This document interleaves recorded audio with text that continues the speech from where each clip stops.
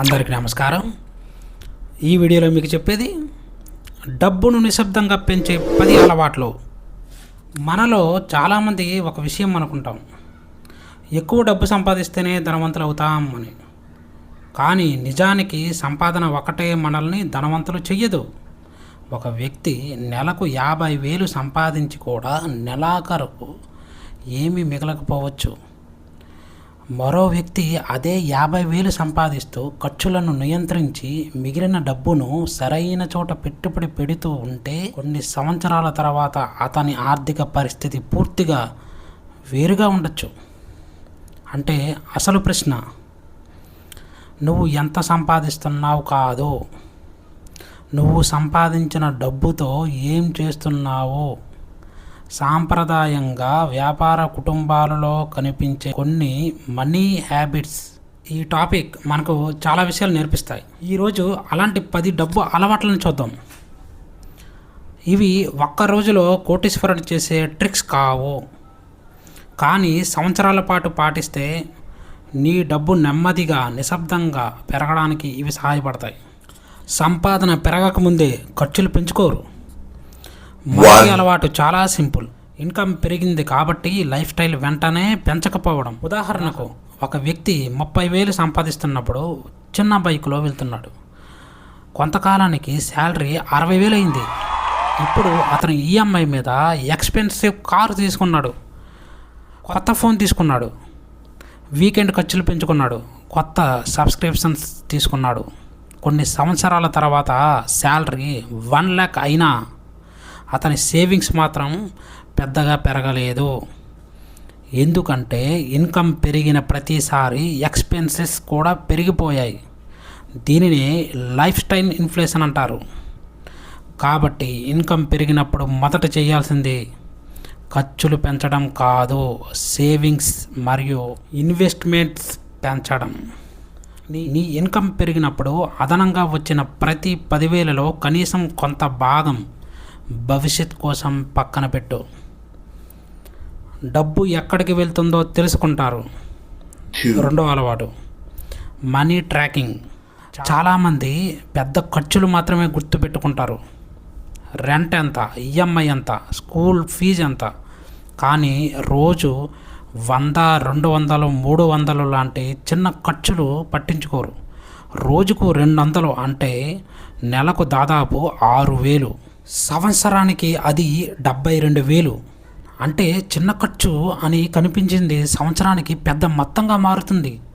అందుకే కనీసం ఒక నెల అయినా నీ ఖర్చులన్నింటినీ నోట్ చేసుకో. ఏది అవసరం, ఏది కన్వీనియన్స్, ఏది ఇంపల్స్ పర్చేస్ అని విడదీయి. డబ్బు ఎక్కడికి వెళ్తుందో తెలియని వ్యక్తి డబ్బుని ఎక్కడికి పంపాలో కూడా నిర్ణయించలేడు. వస్తువు కొనే ముందు దాని ఉపయోగాన్ని ఆలోచిస్తారు.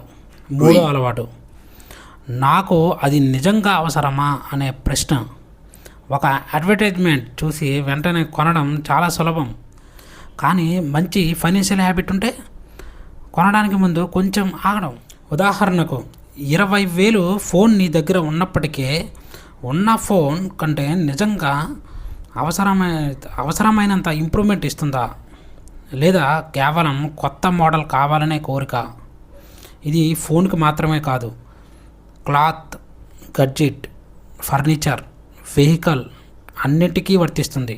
ఒక వస్తువు కొనడం తప్పు కాదు, ఆలోచించకుండా కొనడం సమస్య.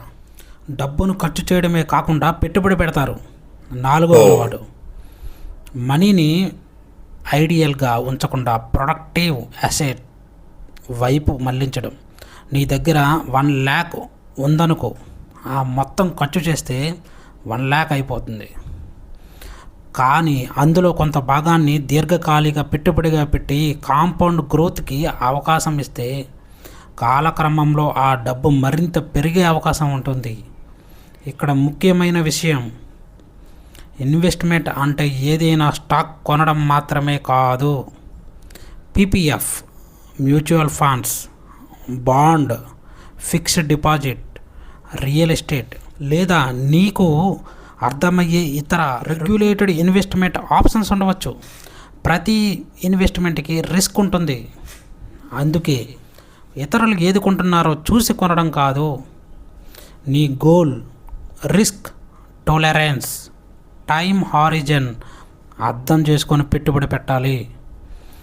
ఆపర్చునిటీ కాస్ట్ గురించి ఆలోచిస్తారు. 5వ అలవాటు చాలా పవర్ఫుల్. దాని పేరు ఆపర్చునిటీ కాస్ట్.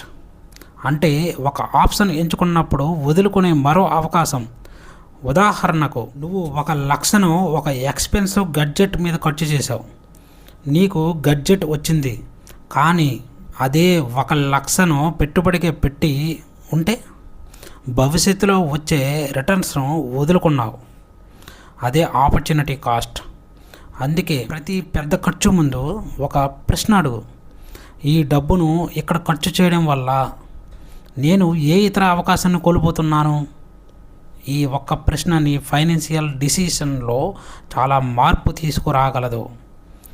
అవును, చాలా జాగ్రత్తగా ఉపయోగిస్తారు. 6వ అలవాటు డెబిట్ గురించి డిసిప్లిన్.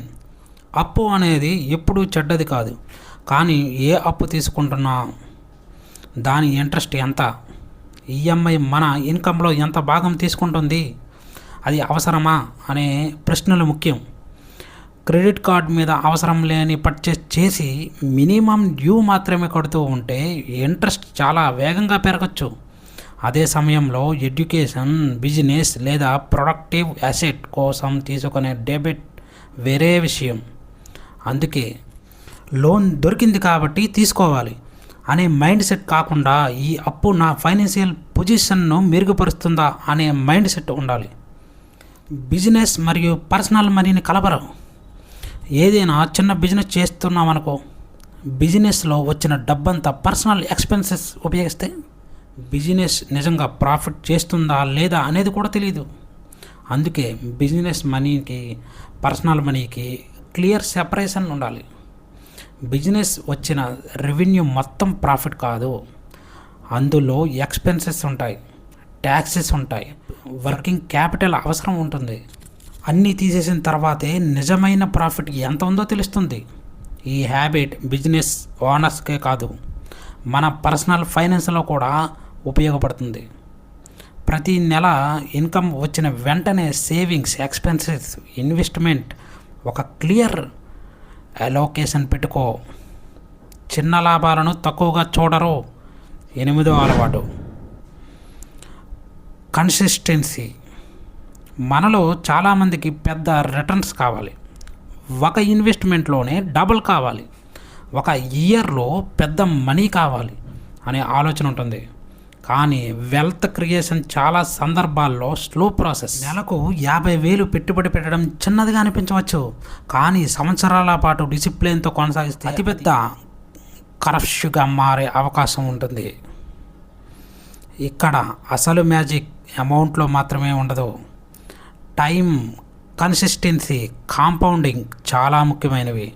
అందుకే చిన్న మొత్తాన్ని తక్కువగా చూడొద్దు. స్టేటస్ కోసం కాకుండా వాల్యూ కోసం ఖర్చు చేస్తారు. 9వ అలవాటు, ఇది మన జీవితంలో చాలా ముఖ్యమైనది. కొంతమంది ఒక వస్తువు నిజంగా అవసరమే కొనరు, ఇతరులకు తాము ఎలా కనిపించాలో అనే కారణంతో కొంటారు. పెద్ద కార్, ఖరీదైన phone, brand cloth, expensive life style, ఇవి తప్పని కాదు. నీకు అఫోర్డ్ అవుతుంటే నీ ఫైనాన్షియల్ గోల్స్ దెబ్బతినకపోతే ఖర్చు చేయవచ్చు. కానీ ఒక విషయం గుర్తుంచుకో, రిచ్గా కనిపించడం, నిజంగా వెల్తీగా ఉండటం రెండూ ఒకటి కాదు. నెలకు 1,00,000 సంపాదిస్తూ 95,000 ఖర్చు చేసే వ్యక్తి బయటకు చాలా రిచ్గా కనిపించవచ్చు.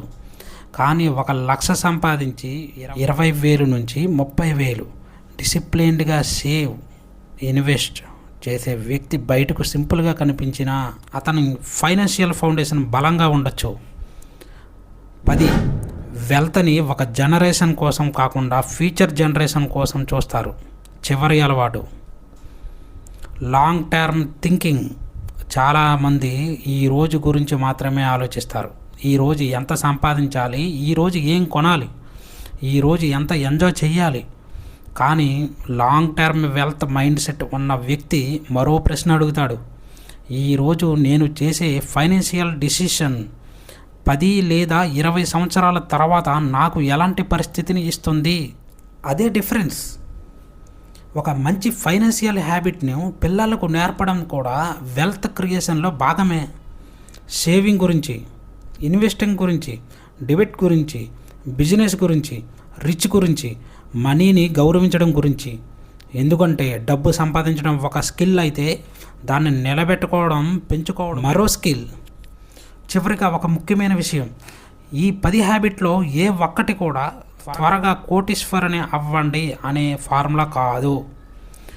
వెల్త్ క్రియేషన్కి షార్ట్ కట్ ఉండకపోవచ్చు, కానీ కొన్ని బేసిక్ ప్రిన్సిపల్స్ మాత్రం ఎప్పటికీ యూజ్ఫుల్గా ఉంటాయి. సంపాదించు, అవసరమైనంత ఖర్చు చేయి, మిగిలిన దాన్ని క్రమంగా పెట్టుబడి పెట్టు, అనవసర అప్పులను తగ్గించు, లాంగ్ టర్మ్గా ఆలోచించు. ముఖ్యంగా డబ్బు కోసం జీవితాన్ని నాశనం చేయకండి. డబ్బు మన జీవితాన్ని మెరుగుపరచడానికి ఒక సాధనం. మనమే డబ్బుకు బానిసలు కాకుండా డబ్బును మన కోసం పనిచేయించే స్థాయికి వెళ్ళాలి. ఈరోజు నీ దగ్గర పెద్ద అమౌంట్ లేకపోయినా పర్లేదు. 500తో మొదలుపెట్టినా, 1000తో మొదలుపెట్టినా, ముఖ్యమైనది ఎంతటితో మొదలుపెట్టావు అనేది కాదు, ఎంతకాలం డిసిప్లిన్తో కొనసాగించావు అనేదే. అందుకే ఈ రోజు నుంచే నీలో ఒక ఫైనాన్షియల్ హ్యాబిట్ మార్చుకో. ఒక చిన్న హ్యాబిట్ కొన్ని సంవత్సరాల తర్వాత నీ ఫైనాన్షియల్ లైఫ్లో పెద్ద డిఫరెన్సెస్ తీసుకురావచ్చు. ఈ వీడియోలో చెప్పిన 10 హ్యాబిట్స్లో నీకు ఎక్కువగా నచ్చిన హ్యాబిట్ ఏది? కామెంట్స్లో చెప్పండి. ఇలాంటి personal finance, money mind set, investment knowledge video కోసం ఛానల్ని సబ్స్క్రైబ్ చేయండి. డబ్బును అర్థం చేసుకోండి, డబ్బును తెలివిగా నిర్వహించండి, మీ భవిష్యత్తును బలంగా నిర్మించుకోండి. అందరికీ ధన్యవాదాలు.